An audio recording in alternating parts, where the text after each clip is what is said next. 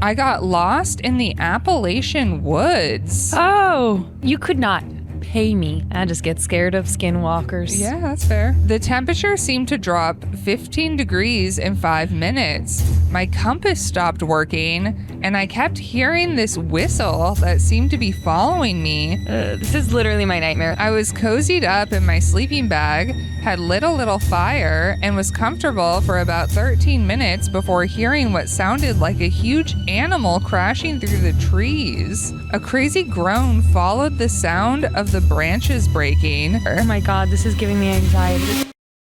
Welcome back to Delve Deck Stories. Today we have some nightmarish true stories. Our first story is from Todd, and it's what's the most difficult thing you've ever done from the original deck. I got lost in the Appalachian woods. Oh, you could not pay me. You could not To do pay the Appalachian me. Trail. No, I would never. I just get scared of skinwalkers. Yeah, that's fair. It wasn't too many summers ago when I was dared by my friends to survive a whole night in the Appalachian woods with nothing but a sleeping bag, some snacks, and my phone. What kind of dare is that? You said, oh yeah, you think you're a dude? You think you're a real man? I was not superstitious and did not believe in all the Appalachian stereotypes that were skinwalkers, things hunting you at night, and so on and so forth. That makes more sense than that they dared him to do it. To be like, oh, you're really not afraid? Prove it. They dropped me off at 7:30 p.m. just before the sun would go down and told me they'd pick me up here at 7:30 the next morning. As the sun began to set, I was feeling like this was easy work. Nothing could go wrong whatsoever. This feels Blair Witch Project-y. I don't know. Yeah. I would have left an air tag on my friend. I'm like, because my fear is that you're going missing, and then I'm going to be like, it's my fault. The temperature seemed to drop 15 degrees in 5 minutes. My compass stopped working, and I kept hearing this whistle that seemed to be following me as I attempted to find a good enough spot to sleep for the night. Probably like something in the trees. Like, I feel like these things you're like, okay, but also it's dark, you're alone, like your brain's gonna go crazy. I didn't want to venture too far past the drop-off point in case I couldn't find it the next morning. And with my compass bugging out, I just made camp at a tree that looked big enough. Yeah. What? This tree big enough. I was cozied up in my sleeping bag, had lit a little fire, and was comfortable for about 13 minutes before hearing what sounded like a huge animal crashing through the trees. A crazy groan followed the sound of the branches breaking. The whistling was still going on, and I couldn't do it. Yeah, no. I tried to navigate back to the drop-off point, which was by a main road, planning to just wait until the next morning, but could not find anything that looked like a clearing/road. My compass was completely busted, and I could still hear the whistling no matter where I went. I ended up just sprinting in one direction, brain half mad with fear. Oh my god. Being anywhere alone outside. It's so scary. Alone? No. I came across a small creek where there was a house just across, so I took my chances and trudged through the water until I was knocking on the cabin's front door. This is Blair Witch Project. Yeah, I think after everything that I just experienced, my last thought would have been, go to that spooky cabin that stands alone in the Appalachian woods. I know, survival instincts out the door at this point, and a little old lady let me in. It was a wolf dressed as your grandma. She's gonna skin you alive. She let me use her home phone to call my friends as mine hadn't had a signal since I was dropped off. By this point in the morning, it was 5 a.m. and my friends were laughing their asses off at me, the skeptic, being so frightened that I couldn't complete the dare. I don't care though. It truly was the most terrifying thing I've ever experienced. Yeah. I'd be like, listen to me, you pussies. There's a reason why people are afraid of being alone and afraid of the dark. And it's because I feel like that's like an innate instinct. Like, you're not safe in that situation. Your And your brain brain's does like, things. get me out of here. Your brain is going to turn everything into. Yeah. Our next story is from Agnes, and it's what seemed harmless to you as a kid that you now look back on in horror from the original deck. I almost drowned at a water park. When I was 8 or 9, I went to the local water park with my mom and sister. It was a very hot summer day, so the place was packed. When I was that age, my favorite activity at the water park was the wave pool. Oh my God, I had a water park with a wave pool. Love a wave pool. Love a wave pool. I was a good swimmer, and I loved swimming through the waves rather than sitting in an inner tube. Well, because it was so crowded that day, the wave pool was packed with people in tubes. But that wasn't going to stop me from swimming. There was a specific area in the deep end of the wave pool where the biggest waves hit, which I made a beeline to. I was treading water, and then the waves came back on. I saw the first wave coming at me and decided to dive head first into it. I loved being underwater and feeling the waves carry me. Then I came back up for air, but my head hit an inner tube. I tried swimming to a spot with an opening, but all of a sudden I was surrounded by kicking legs, and above me there was nothing but inner tubes. Yeah. This is literally my nightmare. Like Drowning would be awful. Well, drowning under a inner tube too in a chlorinated pool. When you're just like, somebody help me, but people are like, woo! What was that bump? Extra wave, aftershock. I couldn't find a place to come back up, and I started to panic. I made another desperate attempt to swim up and felt my head crash in between someone's butt cheeks. Literally felt their butt spread over my head. I was really freaking out now. Then I felt a foot crash into my head, and another foot, and another. I was being kicked around and could not come up for air. Oh my God, this is giving me anxiety. This is awful. I really started to feel like I was going to die, and there were so many people in the wave pool that there was no way a lifeguard could see what was happening. That seems very dangerous. They should have a capacity, I feel like, on wave pools, like block times almost. If it gets that crowded, I know that's hard to do, but if it's that crowded, that's dangerous. Yeah. Then I had a final thought. Go all the way to the bottom of the pool, away from people's feet, and swim towards a ladder. Luckily, one was close. I was completely out of air, but I knew I had to make it. Oh my gosh. I swam as fast as I could, got to the ladder, and pulled myself up. As my head comes out of the water, another huge wave comes through, and I see an inner tube with an adult sitting in it, flying at my face. It hit me right in the nose, and I was back underwater. Oh my God. Dude. It's just like, never mind. I don't like wave pools. I'm good. I'm good. Freaking out once again, but I knew where the ladder was, and I had at least been able to take a breath. Grabbing the ladder once more, I was able to hoist myself up. The lifeguard had seen me get hit in the face, thank God, so they were standing there already and pulled me out before it could happen again. Ugh, heroes. I was really shaken up and didn't go back in the wave pool for the rest of the summer. Yeah, that is so scary. Like, just because when you're under the water, you're disoriented, and then there's tubes everywhere, and all these waves, a wave pool of all the pools. I also just feel like if I were in a tube and I felt somebody's head come up on my butt, I would have been like, holy there's somebody trapped under the tube. Yeah. Like, I can't. That could have been so bad. That story gave me so much anxiety. I'm like so angry on the person's behalf. No. It's ridiculous. The person was just like, what was that? Whatever. I didn't know they had jets that shit up your butt. That's awesome. Our next story is from Lila, and it's what's your best no one will believe this but story from the Splash Beach Ball. The cage broke while I was shark diving.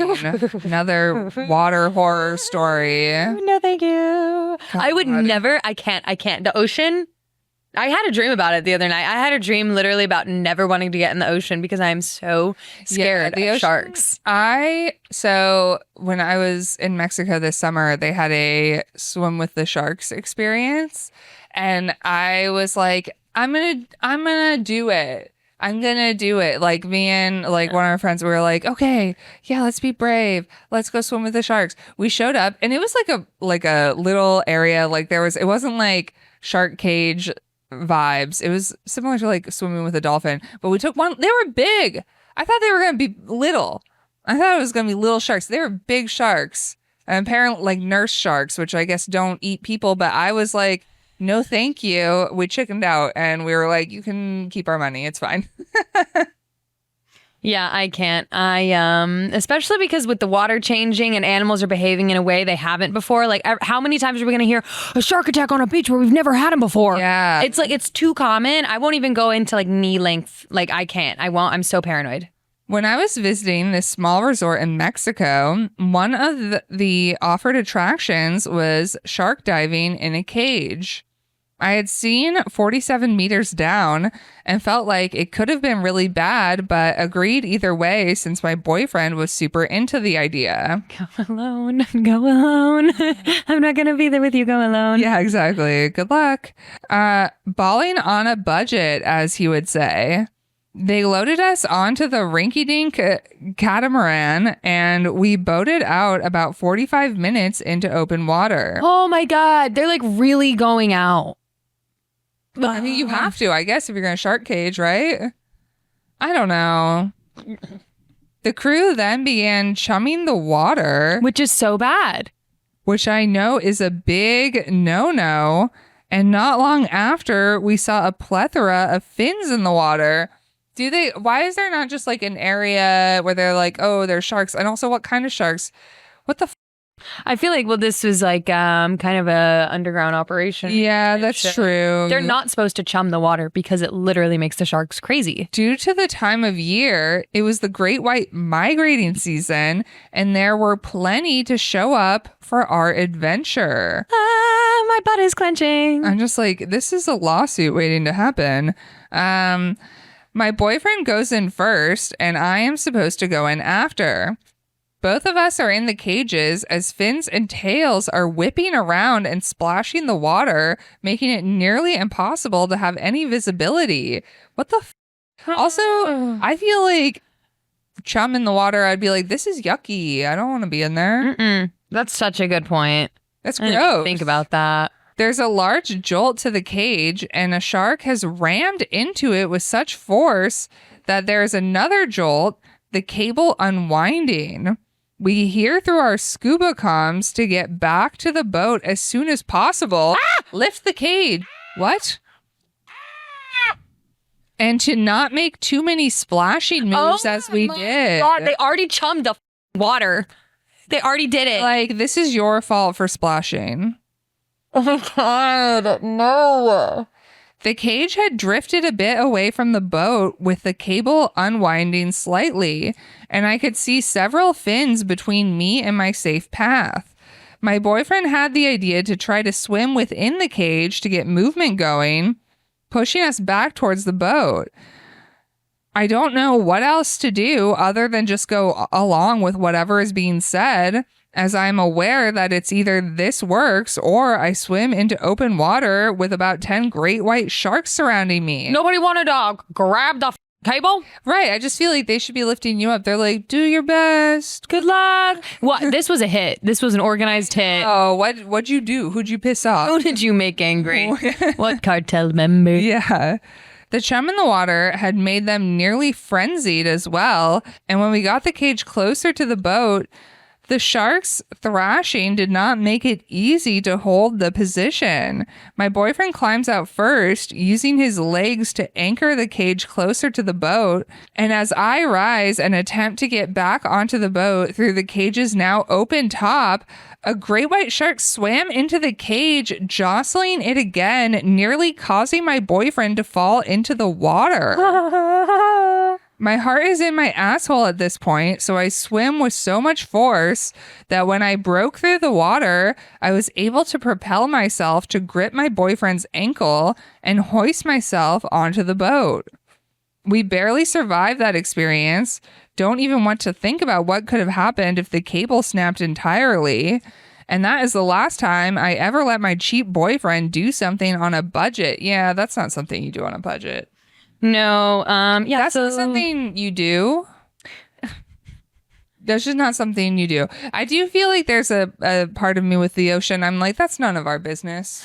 100%. That's not where we're meant to be. I think about all the time how it is space. We literally we have no idea what's in there. It scares me more than space, honestly. I would say so as well. Space not easy to get to. Not water easy to get to. Also, at least within the areas that we are capable of getting to, nothing there. Not a lot going on. So just suffocate. Kind of, chilling. I don't know. But like underwater, we know that there's creepy there. We don't even know how much creepy shit. I know, which means there's creepy. As a youth, I was like, mermaids must be real. And now I'm like, there is something absolutely horrifying in that water. Absolutely. And as soon as I get in that water, it is going to send manatees. Don't say that. Why? I love manatees. I like mermaids more. Okay. Mermaids and manatees are friends. Yeah. Wait, did fishers manatees?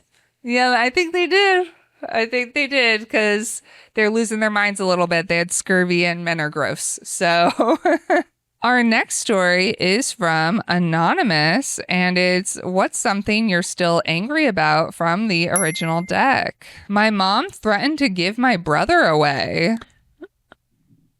Okay. What did he do? I am 15 years older than my youngest brother. My mom has always been single, but had me and my siblings with a few different partners. I am the oldest sibling and the one with the most stable job and financial security. My mom has always struggled with parenting, but when my brother got into middle school, he got his first girlfriend at age 12 and started hanging out at her place a lot. My mom was even letting him spend weekends there, which seemed inappropriate to me. He seemed to be doing way too many adult things at way too young of an age. This was also my experience growing up with my mother, but I wouldn't say it was a good thing. I'm very confused. I don't know. I just wish some people knew they didn't have to be mothers. Yeah. You don't have to have kids. You can have a lot of sexual partners and still not have kids. When all of this started, my mom presented this to me as a big help to her so she could pick up more shifts to support herself and my brother. But eventually, I heard from her that paying for my brother's expenses was a burden, and she was considering letting his girlfriend's parents keep him as their own child. What? Incest. Wait, what? Like, what are we? Yeah, just keep him. Some people just really need a swift cunt punch, and that's all I'll say. Obviously, this sounded insane to me, and I told her giving him away to his girlfriend's parents should not be a consideration. Were they okay with this? I was gonna say. I told her that if she really didn't want him, I would take him, so at least he would be a family instead of being fobbed off on strangers. She talked about him like he was a stray puppy she'd gotten bored of instead of her human child. Well, that is how some parents are. My mother told me she really just needed more money to afford to keep him. Also, where is this child's biological father? So, I don't know. He might have just been like a... Yeah, that's when you start collecting port. She probably doesn't even know who he is. I don't know. And I agreed to send her some money. I was hardly rich at the time, but I took money out of my savings to help her because she kept telling me she was in danger of being evicted, couldn't afford food, and that giving my brother away might be her only option unless she got money another way. Oh my God. I was really stressing, thinking about whether I should try to get him to come live with me and trying to imagine what must be going on there. I feel like if this were my brother, I'd be like, I'll just take him rather than giving the mom money because I feel like I wouldn't trust that she's going to use it. Yeah, she doesn't sound the most responsible. I wouldn't be like, oh yeah, you're probably going to use this money to get back on your feet. I'd be like, sounds like I have to take care of this child now. Okay. I did not live near them, and I was never very close with my brother because of our age gap. For me, it was less about a connection I felt to my brother and more about my overall concern for his welfare as a minor alone with my chaotic mother. I know I could have called Child Protective Services, but that can also create more problems than it solves, so I was reticent to involve them. I had serious conversations with my boyfriend about whether I should take him and what it would mean for our lives given we were still pretty young, not very interested in being parents, and that taking on a 12-year-old out of nowhere would be a major lifestyle change for us. True. I ended up sending my mother $10,000 to supposedly cover back rent. No, I would have paid him myself. Like, give me the account info. Yeah, I really wouldn't trust her. 10 grand also? Yeah. Overdue utility bills and groceries on the condition that she agreed to keep my brother and not give him away basically to strangers. I know she isn't a good parent, but being dumped onto his first girlfriend's parents, it's crazy, and going from love interest to foster siblings also seemed very problematic. No good options. I'm now remembering this is very similar to a situation a childhood friend of mine had. Like really? Her uncle was close to her in age, but like lived with them. And I think it was because her mom was just like, I guess I'll just take him. Over the ensuing months, I watched my mom post selfies in new outfits and saw her post about going out partying on Facebook. Yeah, well, I'm not going to lie. Like, giving her 10 grand was pretty stupid. Yeah. Clearly, the money I gave her to keep my brother was just funding her outfit hauls and clubbing. I was pissed. When I questioned my mom about why she could afford all of that if she could barely afford my brother, she got defensive and argumentative and complained I was judging her. Yeah. We're judging you. You might deserve to be judged. She goes, how dare you acknowledge the fact that I haven't used any of this money for what I said I was going to use it for? You state facts. Can't throw a fit? Bad. She told me I was being elitist and that her being poor didn't mean she wasn't allowed any nice things. Oh, wow. What a victim statement. She went on and on about how I didn't know what it's like to be a struggling single mother and did everything she could to try to shame me for calling her out, which is what she always did when I pointed out her inappropriate behavior. I reiterated to her that I did not want her considering giving my brother to strangers and told her I would take him if she didn't want him. She snapped at me that my brother and his girlfriend had broken up, so giving him to her parents wasn't even an option now anyway. I don't know that it was ever an option. I don't know that this was ever on the table. I think she made this. Yeah, I agree. I told her I was not giving her any more money and that the only assistance I would be offering moving forward was taking my brother in if she wasn't going to care for him. A few months later, my youngest brother ended up moving in with one of my other brothers, who is 3 years younger than me and lives near my mom. That brother sort of shared joint custody with my mom until my youngest brother turned 18. I ended up going no contact with my whole family eventually, which was prompted by other events a few years later, but not before being bullied and blackmailed by my mother on several other occasions for large sums of money. Oh my gosh. The whole thing is still infuriating to think about years later. It cost me so much money, and most of my siblings are a mess because of her even to this day. Yeah, that's not surprising. No, she sounds like a wreck. Yeah. She's a train wreck. Robbing your kids before you try to pawn them off is crazy. Yeah, trying to pawn off your kids on their girlfriend's parents is weird. Yeah. Our next story is from Julie, and it's what's the most difficult thing you've ever done from the original deck? Recovery from a traumatic brain injury. The first thing I remember is the ceiling, cracked, beige, swimming in and out of focus like a half-developed photograph. Then the pain.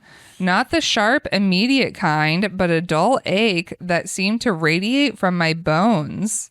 My husband's voice cut through the fog. She squeezed my hand. Did you see that? But let me rewind.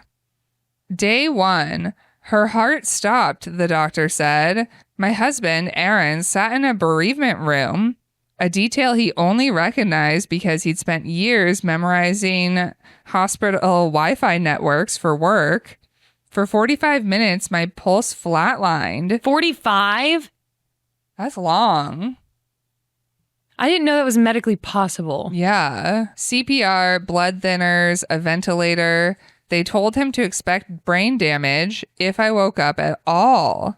I didn't know any of this, of course. I was somewhere else, a void where time collapsed, where the beep beep of the ICU monitors and the hiss of oxygen tanks couldn't reach. That would be a wild experience. Like, I have so many questions about people who have experienced this. Like, what? Anyway, I guess we're going to find out. Day 3. The world was a shipwreck. Voices sank through the dark. Doctors speaking of a pulmonary embolism. Aaron's shaky exhales. The whir of a ventilator counting time. I drifted unmoored. They said sedation would erase everything, but fragments seeped in. The prick of a needle in my inner elbow, a nurse humming "Here Comes the Sun" while adjusting my tubes, Aaron's voice frayed at the edges, reading aloud from a National Geographic article about monarch migrations. My eldest son flew in from Texas. I don't remember Danny, my oldest, holding my limp hand, but later he'd tell me he swore he felt a tremor when he said, "Fight, mama." It's crazy if you would remember some of this. I don't know. Comments are crazy. Wait, yeah. Coma, this is what I'm like getting a little confused in the story of like these are details she's recalling or like details that are being told to her. I think some are what she remembers. That's nuts. Yeah. I'm also curious what happened. Like what? Yeah. What was the pulmonary embolism? What caused the brain injury? Day 8. They discuss my brain like a broken appliance. Hypoxic injury, frontal lobe, uncertain prognosis. Aaron sat vigil, translating the storm into calm. They're just covering their asses, he told my unhearing ears. You've survived worse. A new tube sneaked into my nose. My right hand lay cold and waxen on the sheet. A physical therapist lifted it, manipulated my fingers into a fist, released. "We'll try again tomorrow," she said, as if I were a project due Friday. Aaron pressed his lips to my temple, a ritual he'd begun on day 1. I didn't stir, but somewhere in the deep marrow where consciousness ends and instinct begins, a spark hissed. Not yet. This is very poetically written. I was just thinking that her writing style is lovely. Yeah. Day 10, the ventilation tube finally came out. My first word, hi. Simple, absurd, a greeting to a world I'd almost left. My body felt foreign, like a marionette with severed strings. I could blink, nod, cry. My right side refused to cooperate, as if my brain had erased its map. Damage, the MRI said. We don't know, the neurologist echoed. Aaron brought hockey games, The Office, pudding. He joked about the ICU's terrible sandwiches. I stared at my hands, willing them to move, while he pretended not to notice. Day 13. My son's faces pixelated on the tablet screen. "Mama," Todd said, and I felt the word in my ribs, a vibration older than breath. "I love you." The sentence stumbled out, clumsy and alive. Later, Aaron fed me applesauce. I gagged, furious at the betrayal of my own throat. "Easy," he said, but I shook my head no. Easy wasn't the point. Survival isn't soft. Okay. Okay. Hello? We watched the Philadelphia Story. When Katharine Hepburn wept, I cried too. Salt and celluloid healing. Aaron traced the tear with his pinky. "Proof you're still a sap," he said. Oh. My laugh sounded like a cough. It counted. So it sounds like we're regaining I can't. like upper body functioning. I don't know. This is like truly. Did day 1 start with her waking up? I think she was still I think she was able to hear things, but like she couldn't move at all. Okay. And so like no one really knew. So this is how long it's taken since her like essentially waking up from the TBI. Yeah. Okay. Wow. Ah, man. Wow. And what a good husband. I know that's the point. Yeah. But like to hear, like just to know that there's someone being like, no, you've done harder things. Like what a thing to hear that would make me be like, oh, you bitch, I love you. Day 15, the therapist's clipboard tapped a staccato rhythm against her thigh. Again. My leg shook. Not the fine tremors of before, but the raw burn of muscle memory. 10 presses, each one a siege against gravity. Against the part of my brain that still whispered, "You're made of glass now." Aaron hovered by the door, pretending to check his phone. I knew he was counting. When I finished, the therapist grinned. Most patients take weeks to hit 10 unassisted. I sucked oxygen through the nasal cannula, smug, exponentially ahead of schedule. The words spilled out, polished, defiant, a middle finger to the MRI's inkblot prophecies. Later, Aaron kneaded the knots from my calves. Badass, he murmured, echoing my morning boast to the neurology team. I flexed my toes, willing them to curl. Almost. Adjective or noun? Verbiage pending. His thumb found the scar between my knee, a relic from an ice skating adventure of almost 20 years earlier. The room smelled of antiseptic and the blueberry smoothie he'd smuggled past the nurses. I sipped it slowly, sweetness sharp against the metallic aftertaste of effort. Progress wasn't a straight line, but today it tasted like triumph. Ugh. Day 17. The rehab floor smelled like lemons, not antiseptic. Quiet, save for the distant clatter of dishes. Progress, the nurse said, as if silence alone could mend me. I touched my nose, a small triumph, but Aaron whooped like I'd scaled a mountain. That's so cute. Yeah, Like especially at a being like, yeah. So because at a time like this, you're probably feeling so pathetic. Yeah, it's like I can't do all these things, and then there's someone really celebrating those wins and reminding you to celebrate them too. Yeah. He smuggled in a chocolate bar, melted in his pocket. Shh, he said as I nibbled, sticky and furtive. For the first time in weeks, I slept without dreaming of vents or voids. Day 20. My stomach revolted. No food, just IV drips and the acidic tang of regret. Setbacks happen, the doctor said. Aaron glared. But my fingers, left ones, drummed the bed rail. Morse code for screw this. He taught me to grip a pen, my scrawl a child's. We wrote curses about Dr. Downer, then burned the paper in the sink. The smoke alarm didn't go off. A tiny rebellion, but ours. Day 22, I finally stood on my own. Not gracefully, my legs trembled and 2 therapists held my hips, but I stood. The feeding tube was gone. My left hand could lift a fork. Progress was measured in teaspoons. A finger twitch, a whispered sentence, a laugh at Aaron's terrible jokes. Baby steps, the nurse said. God, how I'd grown to hate that phrase. This would be incredibly frustrating. Day 31. The floor tiles were cold, real, not the phantom ground I'd treaded in dreams. Aaron arrived to find me orbiting the parallel bars. No hands, no harness, just my own traitorous legs remembering their purpose. He froze in the doorway, keys jangling in his fist. For 3 heartbeats, he stared at this new ghost of me, upright, moving, alive in a way monitors couldn't measure.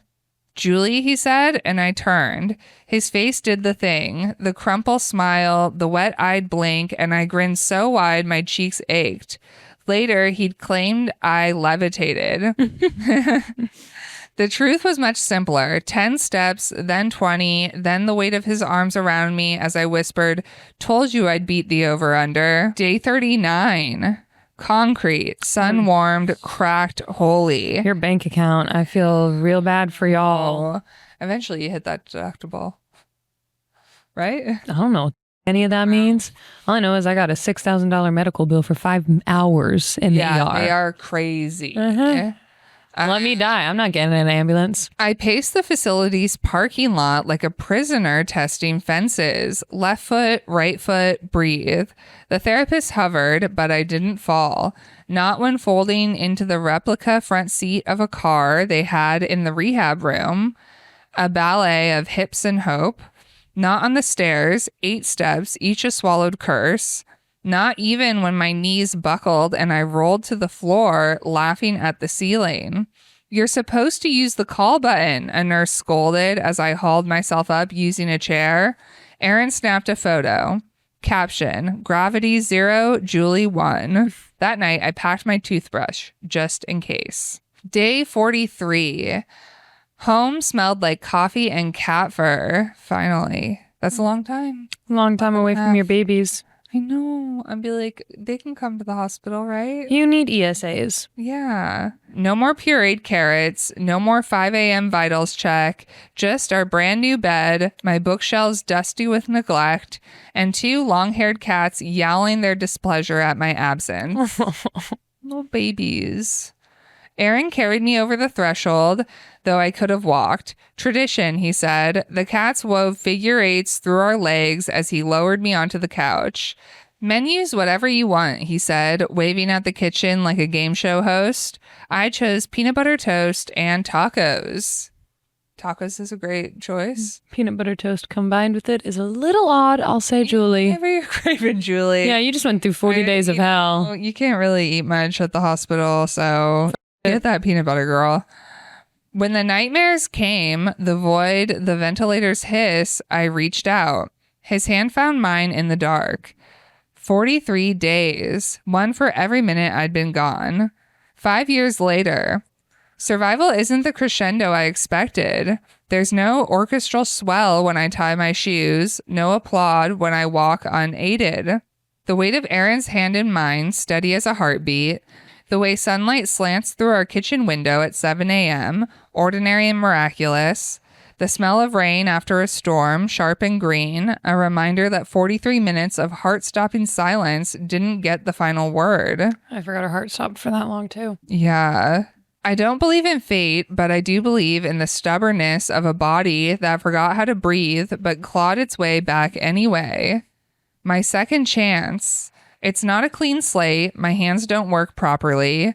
I still can't speak well. I tire easily. Some nights I dream of the void, cold, infinite, and wake gasping. Here's a secret they don't tell you about fresh starts. They're messy. They're relearning your body, your voice, your place in a world that kept spinning without you. They're Aaron's laugh when I beat him at Scrabble last week, my son's voices on the phone, the way my lungs burn now when I walk uphill, a sensation I once cursed but today cherish. Alive, alive, alive. It's not poetic, it's better. My hands still don't work very well. In fact, I'm much more left-hand dominant after doing most of everything for the first 40-ish years of my life with my right hand. That's fascinating. It is crazy. My speech is slow and quiet, so I choose not to speak unless I absolutely have to.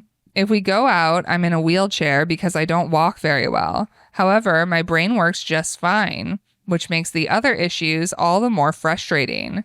For anyone who's fought for a second breath, the mundane is magic. That's sounds really hard. Beautiful final sentence. Yeah, but that was really beautifully written. Yeah, I'd say I loved the visuals and the symbolism. It really helped to understand what something like that is like. Julie, if you haven't, you should write a book. And also, if you want, I'm curious as to what resulted from, like, what caused the TBI. Yeah. So if you wanted to write in and let a girl know. I don't know if I can ask that, but I'm curious. Okay. Our final story is from Judy, and it's what's your I'm never doing business with this company again story from the venting deck. I unexpectedly went into anaphylactic shock. I went to this restaurant with my friend to grab drinks. We sat at the bar, ordered some beers, and were trying to decide if we wanted to get food to snack on. There was a margarita flatbread with pesto that looked really good, and it said on the menu that the pesto was nut-free. I am severely allergic to nuts, so a nut-free pesto is always an exciting surprise. I just wouldn't trust that at a restaurant. I feel like that's illegal. What? To have a nut-free pesto? No, just say that it's nut-free on the menu. Yeah, I mean, I think maybe I was like cross-contamination is a thing and like they can't guarantee. So I just know if I had a severe allergy ever. I think it probably depends on how severe it is. Yeah, that's what I mean though. But like it would also depend on like the restaurant and whatnot. But I just, I really wouldn't trust most of them, especially knowing as someone who worked in a restaurant, like... People do crazy. Yeah, and they're not really cleaning everything. Yeah. It's not as it's not as well managed as it could be. So if I have a severe allergy, you best believe I'm not going to get tricky with it. Yeah. Nut-free pesto, what did you want? To play God? As we're discussing our options, the woman next to us looks over and asks if we want the rest of her margarita flatbread. I just ordered it because I wanted to try a bite, but I'm not very hungry. I was just going to leave it, but you can have it if you want. She told us before getting up and leaving. We exchanged looks and were like, free flatbread? Kind of weird, but sure. Why not? I started eating a piece, and that's when things quickly went downhill. I started feeling my throat tingle, and it was getting harder to breathe. The telltale sign of an allergic reaction. I quit eating and drinking my beer and started to panic. My friend asked if she needed to EpiPen me, but honestly, I hate using my EpiPen, so I was determined to get through this without it. I went to the bathroom to force myself to throw up and then took some Benadryl. My friend got me water and we found a booth to sit in so I could be comfortable. Then I started trying to figure out what could have caused the reaction. Did the beer have nuts in it? The menu said the flatbread was nut-free, so I had completely written it off. Then the meanest server I've ever dealt with came to our booth and asked if she could take our order. I was trying to keep it together, so my friend explained the situation. The server rolled her eyes and was like, there aren't any nuts in the beer or flatbread. I guess let me know if you want to order. I'm having an allergic reaction. Well, we don't have nuts. Well, there's no nuts, so... You made it. I get that we were probably in her section and she wasn't happy we weren't ordering anything from her, but I was busy trying not to die. Yeah, I feel like priorities. My friend then followed her to the bar and asked if she could please go to the kitchen and double check that nothing had any nuts in it.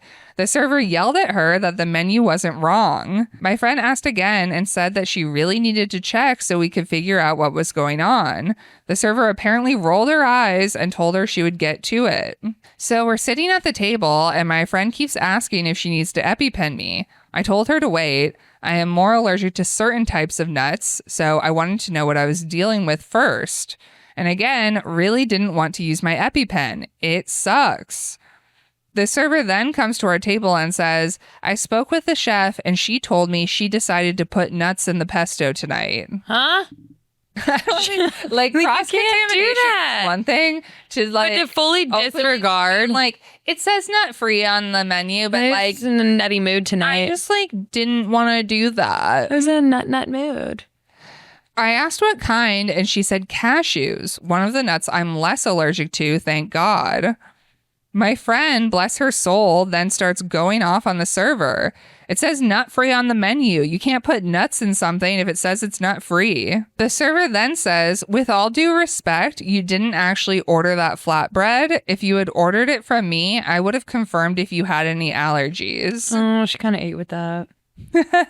No, because I'm like, okay, like I understand both sides. Also, the chef should be fired. Yeah, I feel like that is the commonality. They shouldn't have had to order if they're reading like it's da da da da da da da. But if the chef hadn't just, I have a feeling there's gonna be nuts in the pesto. Pesto today. Dense. My friend was livid, and based on this woman's behavior, I seriously doubt she would have asked about allergies. The server then told us she could call an ambulance or we could leave. We decided to leave, and my friend drove me home and sat with me for the rest of the evening just to make sure I was okay. I know the restaurant technically did nothing wrong, but I will never go back there again. Well, they did do something very wrong. Mm-hmm. Yeah, I mean, like, I understand where the server, well, I didn't know that you had ordered this, blah, blah, blah, but, like, don't be a... Yeah. Like, you literally just had someone almost go into anaphylaxis, and you're, like, more annoyed that they're not ordering chips and salsa. Yeah. Also, I still want to know who that woman was who gave us her flatbread. The conspiracy theorist in me thinks she was sent from the future to try to have me killed. Can't wait to see what I do to deserve that. I respect it. Yeah. I'd be thinking that too. Every time I see a redhead in public that like I only see the back of her head, I'm like, what if you're me in the future? I've had Warning this me of experience something. once where I saw someone who looked weirdly like me, but like it was the back of her head, and she was wearing an outfit that I owned. And I was like, me? And then you're like, I can't make contact. Yeah, I don't want to, you know, what's happening? set off and the I felt like she was FaceTime. always like kind of having her back to me, and I was like, No, I literally would have assumed that I was being watched by an older version of me. that is it for Delve Deck Stories. Thank you so much for watching. If you liked this video, you can like, subscribe, and check out some of our other videos. And if you have a story that you would like to share with us, you can go to share.delvedeck.com and we might read it on an episode.